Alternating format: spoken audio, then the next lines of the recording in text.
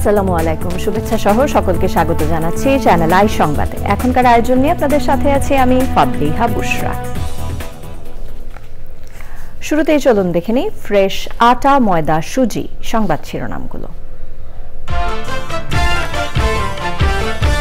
জাহাজের খুনের তদন্ত ও জড়িতদের বিচারের দাবিতে ধর্মঘটে নৌবন্দরগুলোতে অচলাবস্থা। রবিবার থেকে যাত্রীবাহী সহ সব নৌযান চলাচল বন্ধের ঘোষণা।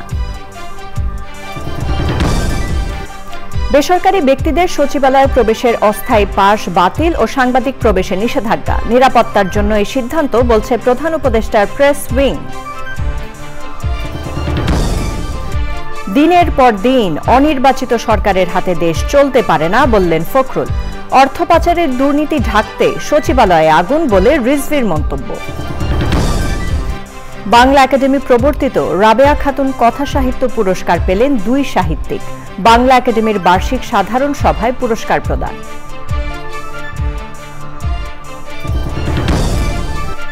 এবং নদী রক্ষায় দখল দূষণকারী শিল্প প্রতিষ্ঠান বন্ধে পরিবেশ উপদেষ্টার হুঁশিয়ারি।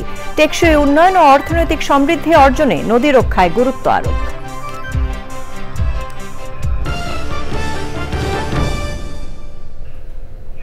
এছাড়াও নিটোল টাটা বিশেষ সংবাদে থাকছে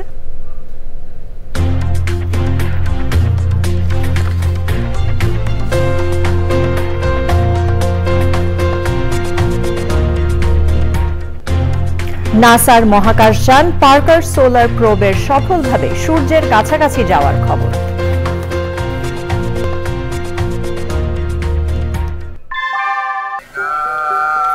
অনেকদিন থেকে আমার ইচ্ছা ছিল যে গিটার শিখবো।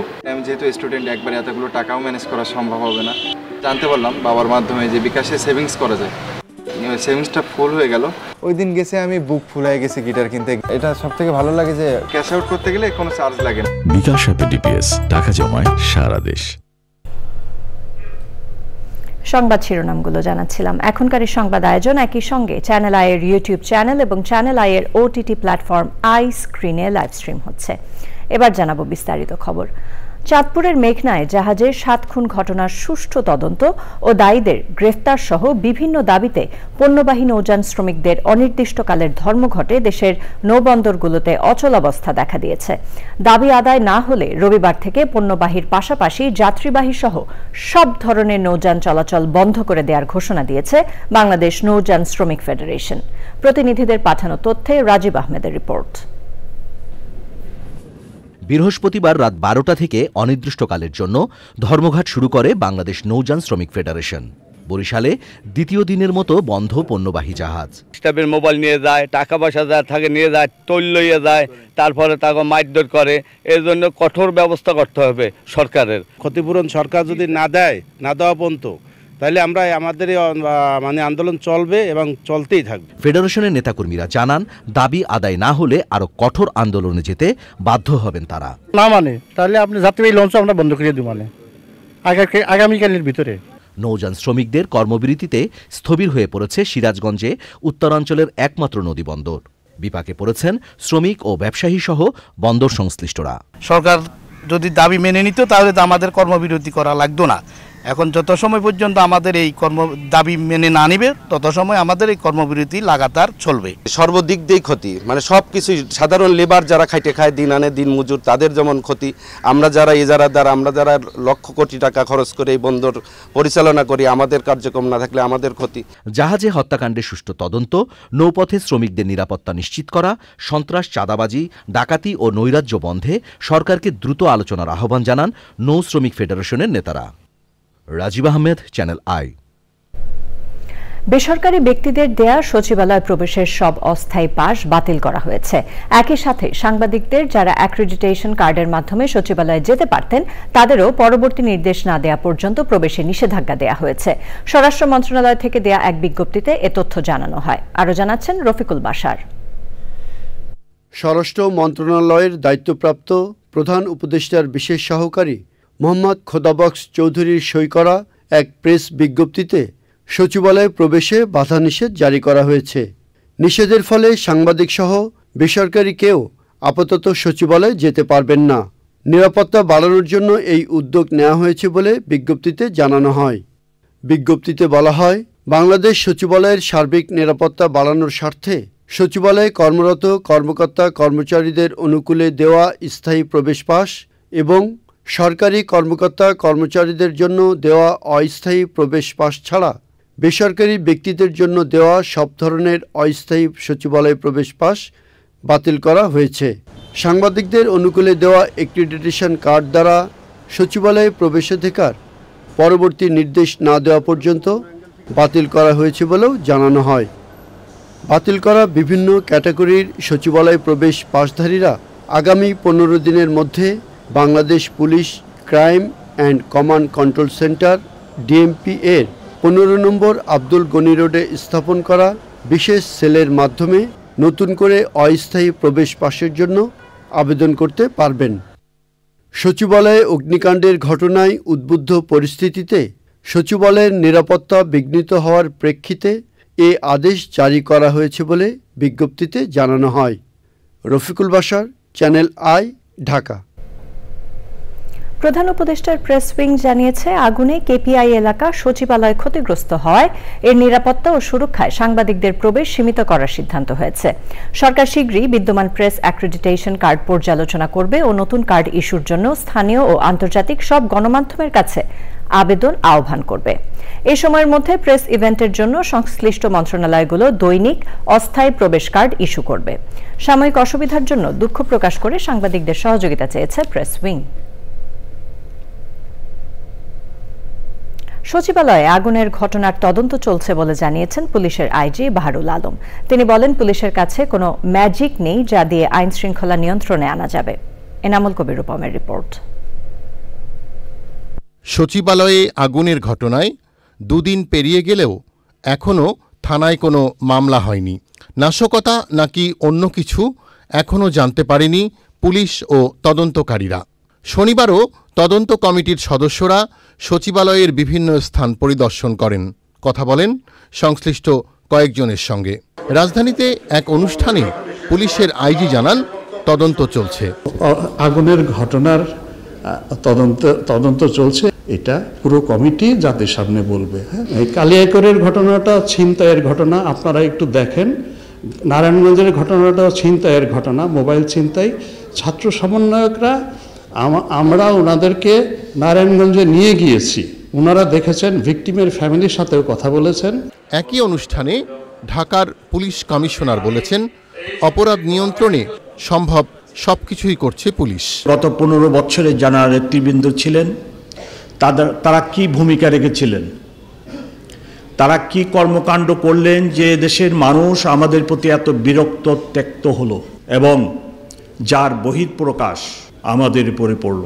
আমাদের 44 জন সহকর্মীকে জীবন দিতে হলো, শত শত সহকর্মীকে নানাভাবে ক্ষতবিক্ষত হতে হলো। 72 ঘন্টা আগেও যদি ওনারা সঠিক সিদ্ধান্ত নিতেন তাহলে অনেকের জীবন রক্ষা পেত এবং আমাদের পুলিশ সদস্যদেরও অনেকের জীবন রক্ষা পেত, কিন্তু সেইরূপ সিদ্ধান্ত নেওয়া হয়নি। সচিবালয়ে আগুনের ঘটনায় আলামত সংগ্রহ ও ছায়া তদন্ত করছেন গোয়েন্দারা। Enamul Kabir Rupam, channel I, Dhaka. বিএনপির মহাসচিব মির্জা ফখরুল ইসলাম আলমগীর বলেছেন, সংস্কার একটি চলমান প্রক্রিয়া, সংস্কারের জন্য নির্বাচন বন্ধ হয়ে থাকতে পারে না। দিনের পর দিন অনির্বাচিত সরকারের হাতে দেশ চলতে দেয়া যায় না বলেও মন্তব্য করেন তিনি।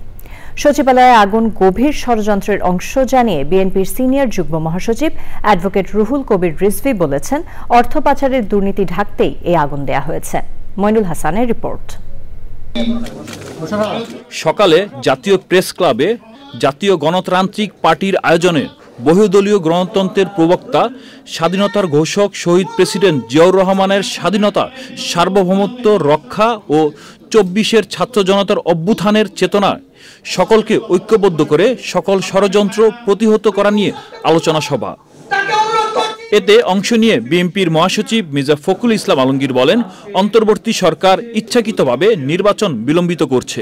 সংস্কার কোনো নতুন ধারণা নয়, প্রতি মুহূর্তেই সংস্কার হচ্ছে, সেই সংস্কারের ধারা চলতে থাকবে। সেই জন্য তো নির্বাচন বন্ধ হয়ে থাকতে পারে না। সেই মুহূর্তে তো দিনের পর দিন আমরা একটা অনির্বাচিত সরকারের হাতে দেশ চালাতে দিতে পারি না। ভোটারদের নতুন বয়স নিয়ে প্রধান উপদেষ্টার বক্তব্যের সমালোচনা করেন ফখরুল। আপনি প্রথমেই বলে দিচ্ছেন যে 17 বছর হলে ভালো, আপনি যখন বলছেন then it becomes a binding on the election commission যেটা আপনি ইলেকশনের জন্য যারা ঠিক করবে, ইলেকশন কমিশনকে ছেড়ে দিন। রংপুরের মিঠাপুকুর উপজেলার বড়বালা ইউনিয়নের ছড়ান আটপুনিয়া গ্রামে সচিবালয়ে আগুন নিভাতে গিয়ে ট্রাক চাপায় নিহত ফায়ার সার্ভিসের সদস্য সোহানুর জামান নয়নের পরিবারের সাথে সাক্ষাৎ করেন বিএনপি সিনিয়র যুগ্ম মহাসচিব advocate Ruhul Kabir Rizvi.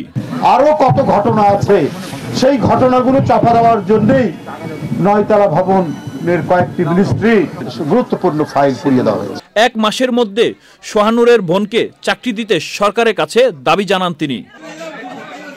Moinul Hasan, channel I, Dhaka. দীর্ঘ 13 বছর পর দেশে ফিরে বিএনপির ভাইস চেয়ারম্যান এবং সাবেক সংসদ সদস্য কাজী শাহ মুফাজ্জল হোসেন কায়কোবাদ বলেছেন, অন্তর্বর্তী সরকার নয়, নির্বাচিত সরকারই সংস্কার করবে। দুপুরে হযরত শাহজালাল আন্তর্জাতিক বিমানবন্দরে অবতরণ করেন তিনি।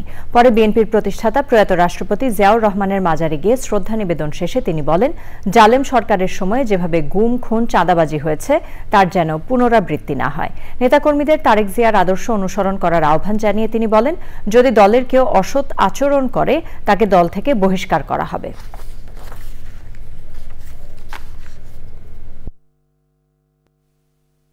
সংস্কার তো করবে গণতান্ত্রিক সরকার, যাদেরকে ভোট দিয়ে নির্বাচিত করেছে করবে, ওনারা সংস্কার করবে।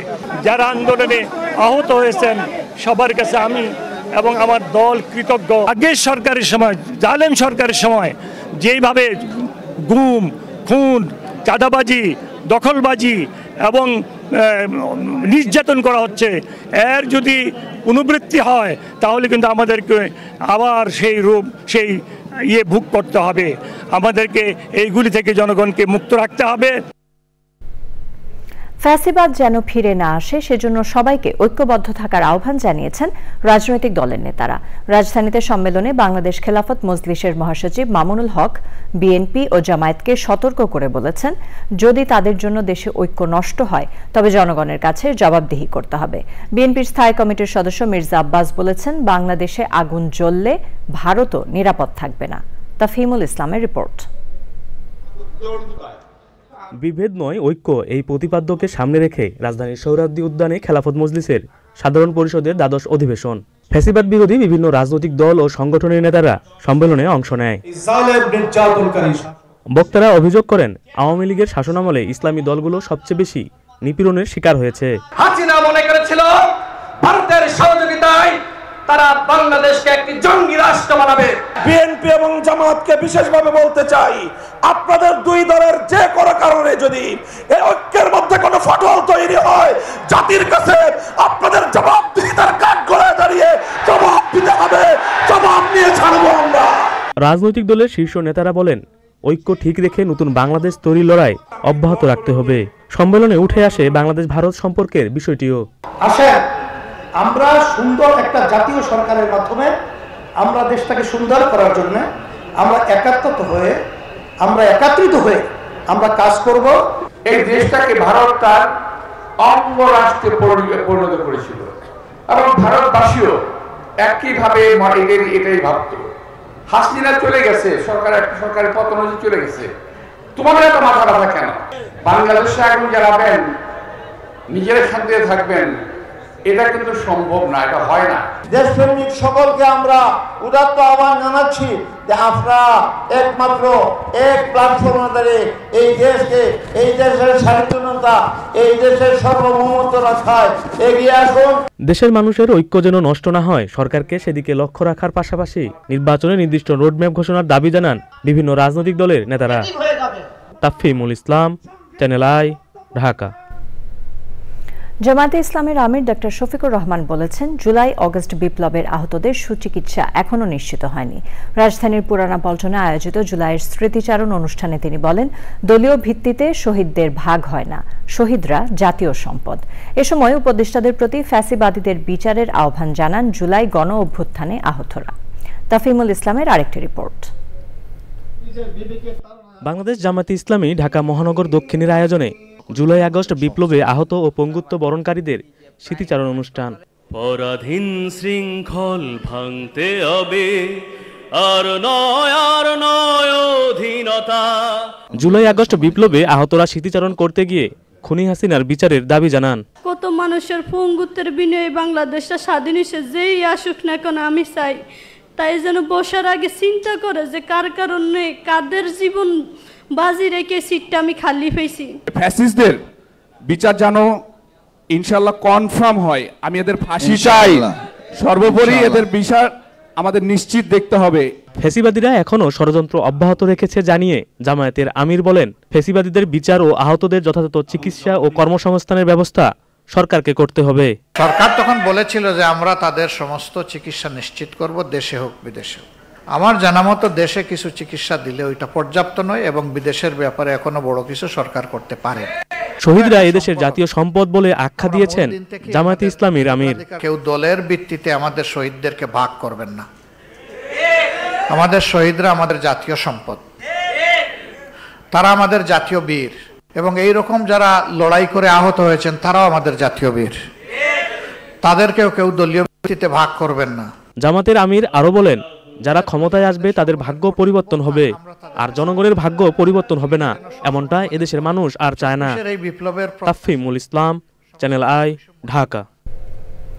শেখ হাসিনা সরকার টানা 10 মাস আলো বাতাসহীন কন্ডেম সেলে রেখেছিল জানিয়ে হেফাজত ইসলাম নেতা আজিজুল হক ইসলামাবাদী বলেছেন, টানা 51 দিন তাকে রিমান্ডে নিয়ে নির্যাতন করা হয়।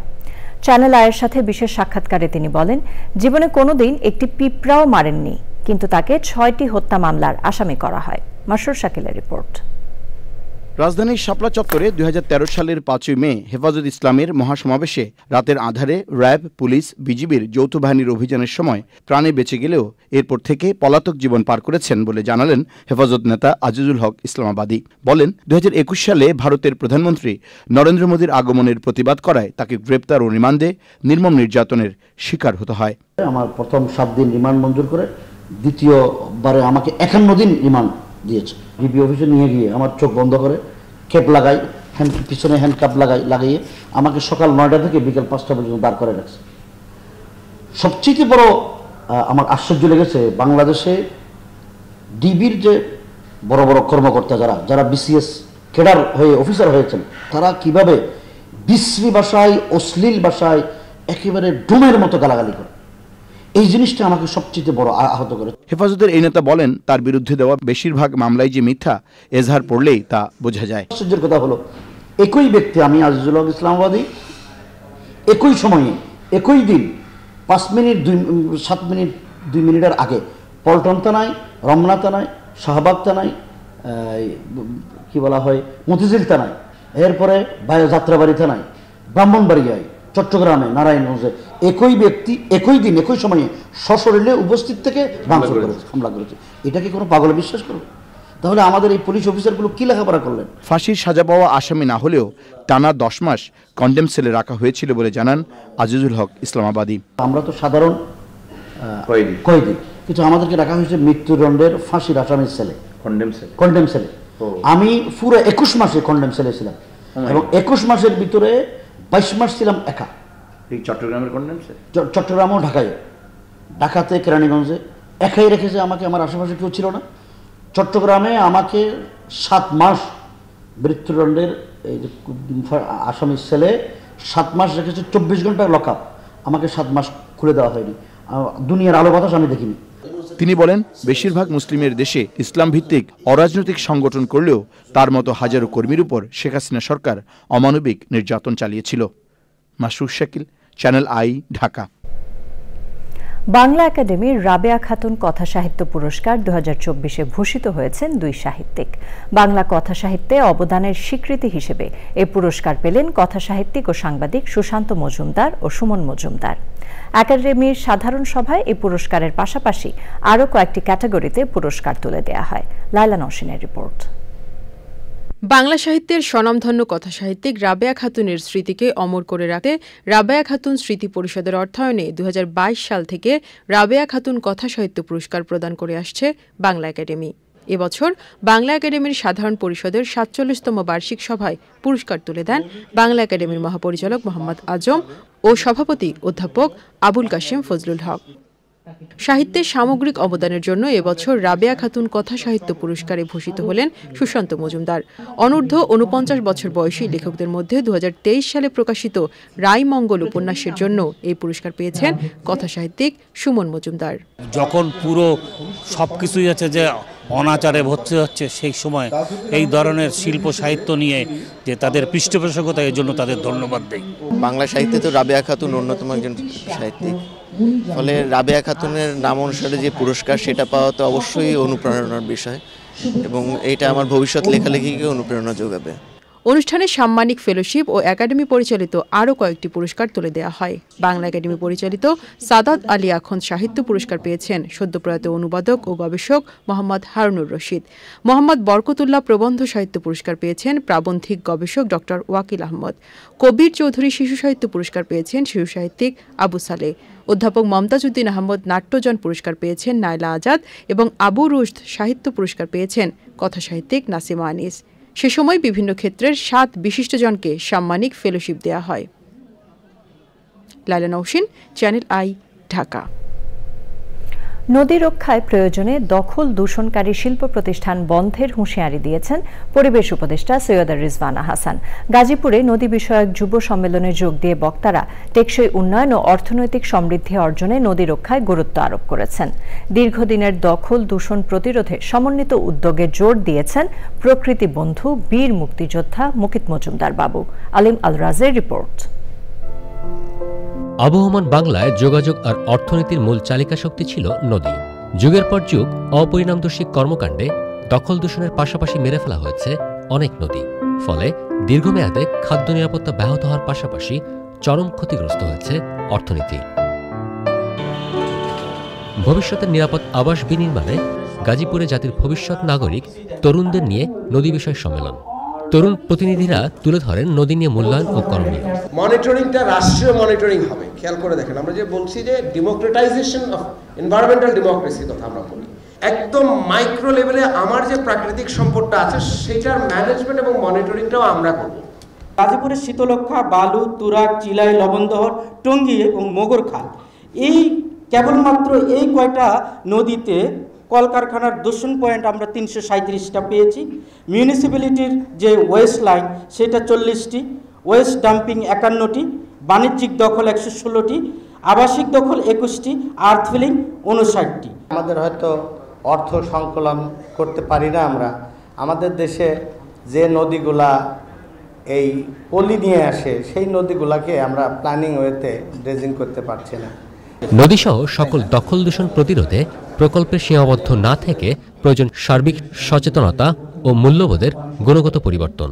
ইন্ডাস্ট্রির বর্জ্যগুলো, এই যে এখানে বসতি হচ্ছে, বসতির বর্জ্যগুলো আমরা যদি ঠিকমতো রক্ষণাবেক্ষণ না করতে পারি, আমরা যদি সেটিকে হ্যান্ডলিং না করতে পারি, তাহলে এটি বাসযোগ্য থাকবে না। এই দেশ, এই গাজীপুর অঞ্চলে বাসযোগ্য থাকবে না। নদী বা বন, পরিবেশ, প্রতিবেশ সমস্ত কিছুই কিন্তু একটা আরেকটার সাথে ভীষণভাবে নির্ভরশীল। আমাদের যদি নদী বাঁচাতে হয় তাহলে বনকেও রাখতে হবে, বনকে টিকিয়ে রাখতে গেলে নদীকেও রাখতে হবে। আমাদের ভেজিটেশন, আমাদের উডল্যান্ড, আমাদের ওয়াটার বডি, আমাদের এই প্রত্যেকটা পরিবেশের এই প্রত্যেকটা উপাদান আমাদের জন্য অত্যন্ত গুরুত্বপূর্ণ। নদী রক্ষায় কার্যকর ফল পেতে তরুণদের ঘনিষ্ঠভাবে যুক্ত করার পাশাপাশি সমন্বিত উদ্যোগে জোর দিয়েছেন বিশিষ্টজনরা। বাড়ি গাড়ি করবার প্রক্রিয়াতে আমি যেই প্রতিষ্ঠানে কাজ করি সেই প্রতিষ্ঠান যদি নদী দূষণও করে আমি কিছু মনে করি না। আমি মনে করি এটা যথার্থ আছে, এইটা মনে করা যাবে না। উন্নয়নটাকে নতুন প্রজন্ম হিসাবে নতুনভাবে দেখতে হবে। যে উন্নয়ন আপনার বাতাসকে দূষিত করে, যে উন্নয়ন আপনার নদী মেরে ফেলে, যে উন্নয়ন আপনার কৃষি জমি মেরে ফেলে, যে উন্নয়ন আপনার মায়ের দুধে রক্তের সাথে মাইক্রোপ্লাস্টিক মিশিয়ে দেয়, সেই উন্নয়ন আসলে উন্নয়ন না।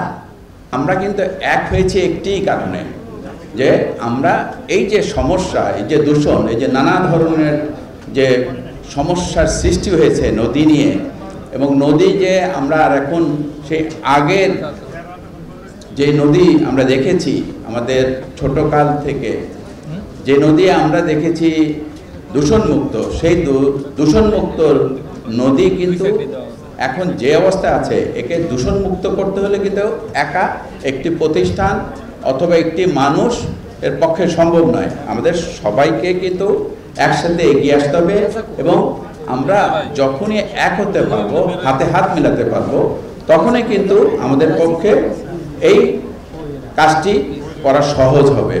বাংলাদেশে মোট নৌপথের দৈর্ঘ্য 24,000 কিলোমিটার হলেও নৌপরিবহন উপযোগী নৌপথের দৈর্ঘ্য 5,000 কিলোমিটারের কম। সম্মেলনের আয়োজক বাংলাদেশ রিভার ফাউন্ডেশন, নদী পরিব্রাজক দল, কানেক্টিং ইউথ ফর চেঞ্জ এবং প্রকৃতি ও জীবন ফাউন্ডেশন। আলিমান রাজি, চ্যানেল আই, গাজীপুর। চ্যানেল আইয়ের হৃদয়ে মাটি ও মানুষের উদ্যোগে ফিরে চল মাটির টানে জুনিয়র অনুষ্ঠানে এবার অংশ নিয়েছে জিপিএইচ ইন্টারন্যাশনাল স্কুলের 20 শিক্ষার্থী। স্কুলটির ইংরেজি মাধ্যমের শিক্ষার্থীরা মুন্সিগঞ্জে কৃষকের মাঠে আলু রোপণ করেছে। বিস্তারিত জানাচ্ছেন তানভীর আশিক। জীবনে প্রথমবারের মতো কৃষকের মাঠে নেমেছে জিপিএইচ ইন্টারন্যাশনাল স্কুলের 20 ক্ষুদে শিক্ষার্থী। চ্যানেল আইয়ের হৃদয়ে মাটি ও মানুষের উদ্যোগে ফিরে চল মাটির টানে জুনিয়র সিজন 11-এ অংশ নিয়ে দারুণ উচ্ছ্বসিত তারা। কৃষকের অনেক সময় তাদের ন্যায্য মূল্য পায় না, কিন্তু তারা অনেক কষ্ট করে। এখন এখানে এসে বুঝতে পারছি যে কৃষক আমাদের জন্য কত কষ্ট করে আলু উৎপাদন করে। আর আমি বড় হয়ে চাই যে আমি যখন টাকা অর্জন করব তাদের জন্য কিছু করতে, বিভিন্ন ধরনের মেশিন তৈরি করব যেন তারা সহজে কৃষি কাজ করতে পারে। শিক্ষার্থীরা আলু রোপণ করে মুন্সিগঞ্জের পূর্ব শিলমন্দি গ্রামের কৃষক রমিজউদ্দিনের জমিতে। আমরা যে কি পরিশ্রম করি, এই বাচ্চারা লেখাপড়া করবে, বড় হবে, তাদের এটা শিক্ষার প্রয়োজন আছে, নয়তো ওরা কৃষকের মর্যাদা কখনো বুঝবে না। ওদের কাছে প্রত্যাশা আমাদের ওরা কৃষির প্রতি এবং কৃষকের প্রতি দরদ রাখবে এবং সম্মান দেখাবে। আগামী প্রজন্মকে কৃষি সম্পৃক্ত করতে এ ধরনের উদ্যোগ প্রাতিষ্ঠানিকভাবেই নেওয়া প্রয়োজন মনে করেন জিপিএইচ ইন্টারন্যাশনাল স্কুলের অধ্যক্ষ। প্রত্যেকটা পাঠ্যক্রমে বিশেষ করে হর্টিকালচার, পিসিকালচার এই ধরনের জিনিসগুলো ইনকর্পোরেট করা উচিত। তাহলে অবশ্যই আমাদের সন্তানরা, আমাদের ভবিষ্যৎ শিক্ষার্থীরা ভালোভাবে দেশকে এগিয়ে নিতে পারবে। কৃষিমুখী করার এই অনন্য প্রয়াসের প্রভাব কতটুকু জানালেন কৃষি উন্নয়ন ও গণমাধ্যম ব্যক্তিত্ব শাইখ সিরাজ।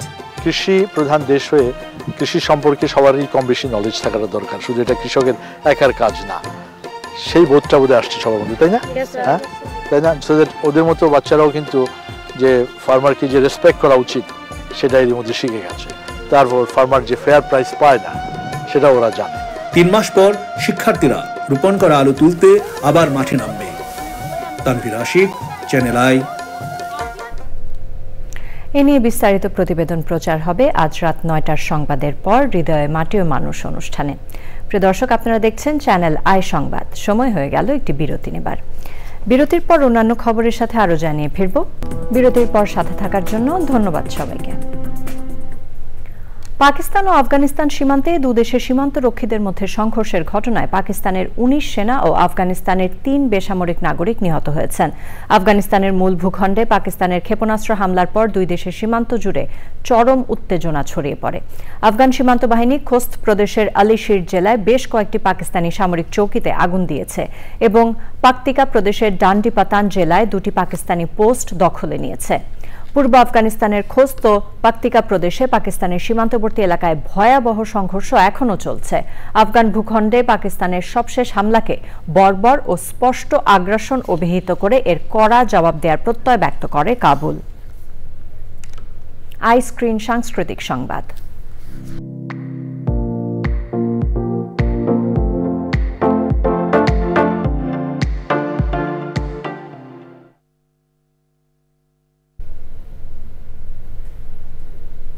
জমকালো আয়োজনে পদ্মা উদ্যোক্তা ফাউন্ডেশন বেস্ট এন্টারপ্রেনার অ্যাওয়ার্ড দেয়া হয়েছে।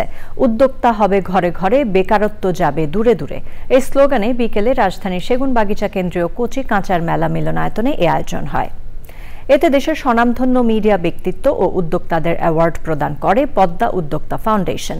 আজীবন সম্মাননা দেয়া হয় দেশ বরেণ্য নজরুল সঙ্গীত শিল্পী ফেরদৌস আরা, ট্যুরিস্ট পুলিশ ঢাকা রিজিয়নের পুলিশ সুপার মোহাম্মদ নাইমুল, সঙ্গীত শিল্পী ফেরদৌস ওয়াহিদ ও অভিনেত্রী আনোয়ারা বেগমকে।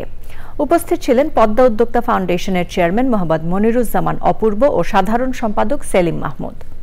তারা জানান, নিজ নিজ ক্ষেত্রে অসামান্য অবদানের জন্য এ সম্মাননা দেয়া হয়। সে সময় best film actress Runa Khan এবং TV and film actress Tanha তাসনিয়াকেও পুরস্কার দেয়া হয়। নিটোল টাটা বিশেষ সংবাদ।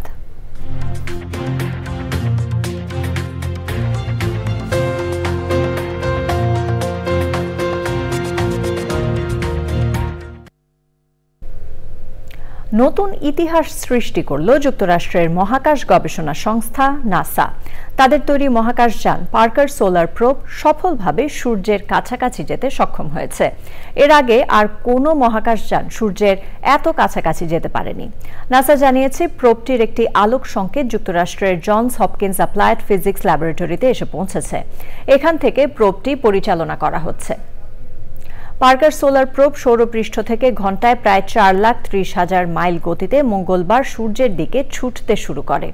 এ সময় প্রোবটিকে সর্বোচ্চ 1,800 ফারেনহাইট বা 980 ডিগ্রি সেলসিয়াস পর্যন্ত তাপমাত্রা সহ্য করতে হয়েছে।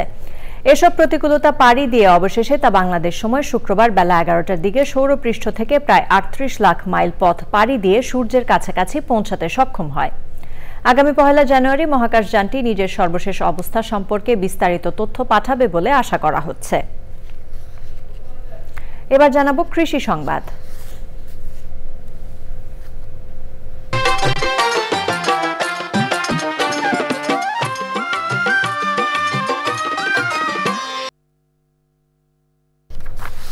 কুড়িগ্রামে নারিকেলের খোসা দিয়ে তৈরি প্রাকৃতিক উপাদান কোকোপিটে উৎপাদন করা চারা জনপ্রিয় হয়ে উঠেছে।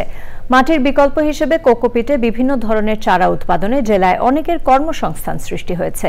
এতে কৃষি অর্থনীতিও সমৃদ্ধ হচ্ছে। কুড়িগ্রাম প্রতিনিধি শ্যামল ভৌমিকের তথ্যে আল মুকসিদের রিপোর্ট। দেশের কৃষি নির্ভর জেলা কুড়িগ্রামে কোকোপিটে উৎপাদন হচ্ছে সুস্থ সবল শতভাগ শেকড়যুক্ত সবজি, ফল ও মশলাসহ নানা ধরনের চারাগাছ। রাসায়নিক সার ও কীটনাশকের ব্যবহার কমিয়ে পরিবেশ বান্ধব এই চাষাবাদে ফলন বাড়ছে। আমি এখানে 12 টাকা চারা নিলাম 600 টাকা দিয়া। এখানে উন্নত মানের চারা, গুণগত মানের দিক দিয়ে আলহামদুলিল্লাহ সব দিক দিয়ে ভালো বীজ পাওয়া যাচ্ছে। এখানে আসার উদ্দেশ্য হলো ভালো বীজ এবং ভালো উন্নত মানের বীজ পাওয়া যায়। কোকোপিটে উৎপাদন করা চারা আগামী দিনে দেশের নিরাপদ সবজি উৎপাদনে ভূমিকা রাখবে বলছেন কৃষক। যে লোকগুলা বসে থাকে তাদের উপকার হয়েছে। এখানে রেগুলার আর কি 4-5 জন কাজ করে। প্রতারণার কোনো শিকার হওয়ার মতো অপশন নাই। আমি এখানে নিজে এসেছি, এসে দেখে নিয়েছি। চারা অনেক উন্নত মানের বা অনেকেই লাভবান হয়েছে অনেক কৃষক। এখানে আমিও আসছি বাঁধাকপি নেওয়ার জন্য। কোকোপিট ব্যবহারের মধ্য দিয়ে জেলায় কর্মসংস্থান বেড়ে যাওয়ায় স্থানীয়দের পাশাপাশি খুশি কৃষি বিভাগ। 40 থেকে 50টি প্রজাতির সবজির চারা আমাদের এখানে রয়েছে। যেই চারাগুলো আমরা অনলাইন অফলাইন দুইটির মাধ্যমেই কুড়িগ্রাম জেলার পাশাপাশি সারা বাংলাদেশেই এটা ডেলিভারি দিয়ে থাকি। অল্প জায়গায় অধিক পরিমাণ চারা উৎপাদন করা সম্ভব হচ্ছে এবং চারাগুলি নীরব এবং সবল হয়ে উঠছে এবং ফলন বেশি হচ্ছে। কুড়িগ্রামে কোকোপিটের উৎপাদন করা চারা দেশের বিভিন্ন জেলায় বিক্রি হচ্ছে। আল মুকসিদ, চ্যানেল আই। এবার রয়েছে প্রকৃতি সংবাদ।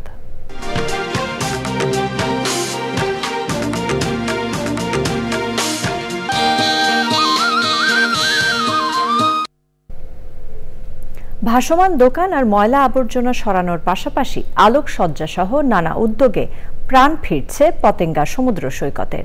বদলে যাওয়া পতেঙ্গা সমুদ্র সৈকতে উচ্ছ্বাস জানিয়েছেন দর্শনার্থীরা। পতেঙ্গা সৈকতকে আন্তর্জাতিক মানের পর্যটন কেন্দ্রের রূপ দেওয়ার প্রত্যয় জানিয়েছে দায়িত্বপ্রাপ্ত দপ্তরগুলো। চট্টগ্রাম থেকে চৌধুরী ফরিদের তথ্যে মোশাহিদ রনের রিপোর্ট। দেশের দ্বিতীয় বৃহত্তম সমুদ্র সৈকত চট্টগ্রামের পতেঙ্গা। প্রতিদিন হাজারো পর্যটকের আনাগোনায় মুখরিত হয় এই সৈকত। তবে দীর্ঘদিনের অব্যবস্থাপনায় বিপর্যস্ত সৈকতের পরিবেশ প্রতিবেশ। এমন বাস্তবতায় টেকসই পর্যটন খাত বিনির্মাণের অংশ হিসেবে সৈকত জুড়ে নির্মাণ করা হচ্ছে দৃষ্টিনন্দন ওয়াকওয়ে, আলোকসজ্জা সহ ব্যাপক সবুজায়ন। চিটগংকে এত সুন্দর করে করেছে, এখন চট্টগ্রাম ছেড়ে আসলে কোথাও যেতে ইচ্ছা করে না। পরিষ্কার পরিচ্ছন্ন এবং সুন্দর একটা পরিবেশ গড়ে তুলতে পারছে। ভালো লাগছে, কিন্তু আরো ভালো করতে হবে। সি বিচের এত সুন্দর মনোরম পরিবেশ আগে দেখি নাই। পরিষ্কার পরিচ্ছন্নতা তো রাখা জরুরি। যথাযথ পরিকল্পনা, কার্যকর ব্যবস্থাপনায় পর্যটন খাত এগিয়ে যাওয়ার পাশাপাশি আসবে অর্থনৈতিক সমৃদ্ধি। না, সারা বাংলাদেশের যারা এখন বিশ্ব থেকে যারা আসবেন, যারা দেখতে আসবেন, আমার বিশ্বাস নতুনত্ব স্বাদ পাবেন তারা। পতেঙ্গা সমুদ্র সৈকতটাকে সব ধরনের অনাচার থেকে মুক্ত রাখবো। আগামী 1.5 থেকে 2 বছরের ভেতরে এটা আপনারা একটা সামগ্রিক চিত্র চোখে দেখতে পারবেন। বড় বড় স্ট্রাকচার তৈরি না করে কিভাবে এটাকে একটা সুন্দর পর্যটন কেন্দ্র গড়ে তোলা যায়, আমরা সেইভাবেই চেষ্টা করব। ট্যুরিজম যে কি পরিমাণে আমাদের যে সার্কভুক্ত কান্ট্রিকে উঠিয়ে নিয়ে এসেছে এবং সাউথ এশিয়ান কান্ট্রিগুলোকে অনেক উপরে নিয়ে গেছে, এই জিনিসটা আমরা অ্যাসেস করতে পারছি না এবং ট্যুরিজমকে আরও বেশি ডেভেলপ করতে হবে। বিশেষজ্ঞরা বলছেন, পরিবেশ বান্ধব সৈকত আর পর্যটন নিশ্চিতে জিডিপিতে আসবে গুণগত গতি। অশাহিদ রনি, প্রকৃতি ও জীবন ডেস্ক, চ্যানেল আই। পূবালী ব্যাংক বাণিজ্য সংবাদ।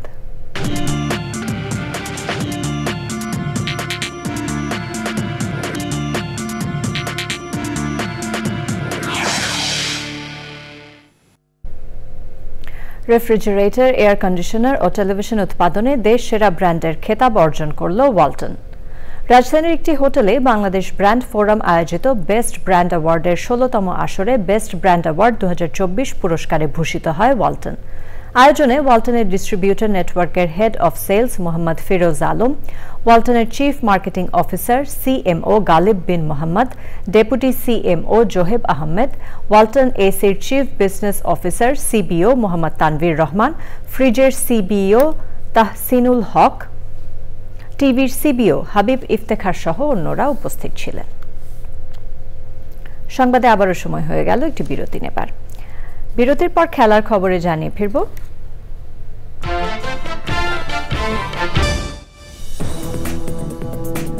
বিরতির পর আবার আমন্ত্রণ চ্যানেল আই সংবাদে। বনভূমি দখলকারীরা যত প্রভাবশালী হোক, তাদের বিরুদ্ধে কঠোর ব্যবস্থা নেওয়া হবে বলে জানিয়েছেন পরিবেশ, বন ও জলবায়ু বিষয়ক উপদেষ্টা সৈয়দা রিজওয়ানা হাসান। গাজীপুর জেলা প্রশাসকের সম্মেলন কক্ষে বন ও পরিবেশ সংরক্ষণ বিষয়ক মতবিনিময় সভায় আগামী 3 মাসের মধ্যে দখল হওয়া বনভূমি উদ্ধারের হুঁশিয়ারিও দেন তিনি। বৃক্ষ নিধন ও শিল্প কারখানার দূষণ বন্ধে প্রয়োজনীয় ব্যবস্থা নেওয়া হবে বলেও জানান পরিবেশ উপদেষ্টা। গাজীপুরের জেলা প্রশাসক নাফিসা আরেফিনের সভাপতিত্বে অনুষ্ঠানে আরও উপস্থিত ছিলেন জেলার পুলিশ সুপার, আর্মি সিকিউরিটি ইউনিটের অধিনায়ক, 63 বিজিবির অধিনায়ক, গাজীপুর সিটি কর্পোরেশনের সচিব, বন বিভাগ ও পরিবেশ অধিদপ্তরের কর্মকর্তা সহ জনপ্রতিনিধি এবং পরিবেশবাদী সংগঠনের নেতারা। এবার রয়েছে খেলার খবর। শেষ পর্যায়ে আমরা, তবে যাবার আগে ফ্রেশ আটা, ময়দা, সুজি সংবাদ শিরোনামগুলো জানিয়ে দিচ্ছি আরো একবার। জাহাজে খুনের তদন্ত ও জড়িতদের বিচার দাবিতে ধর্মঘটে নৌবন্দরগুলোতে অচলাবস্থা। রবিবার থেকে যাত্রীবাহী সহ সব নৌযান চলাচল বন্ধের ঘোষণা। বেসরকারি ব্যক্তিদের সচিবালয়ে প্রবেশের অস্থায়ী পাস বাতিল ও সাংবাদিক প্রবেশে নিষেধাজ্ঞা। নিরাপত্তার জন্য এই সিদ্ধান্ত, বলছে প্রধান উপদেষ্টার প্রেস উইং। দিনের পর দিন অনির্বাচিত সরকারের হাতে দেশ চলতে পারে না, বললেন ফখরুল। অর্থ পাচারের দুর্নীতি ঢাকতে সচিবালয়ে আগুন, বলে রিজভির মন্তব্য। বাংলা একাডেমি প্রবর্তিত রাবেয়া খাতুন কথা সাহিত্য পুরস্কার পেলেন 2 কথা সাহিত্যিক। বাংলা একাডেমির বার্ষিক সাধারণ সভায় পুরস্কার প্রদান।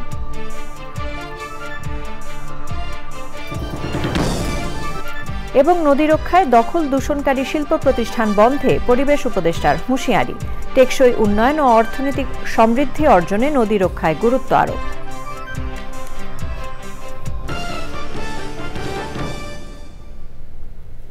আমাদের পরবর্তী সংবাদ দেখার আমন্ত্রণ জানিয়ে শেষ করছি। এতক্ষণ আমাদের সাথে থাকার জন্য ধন্যবাদ সবাইকে।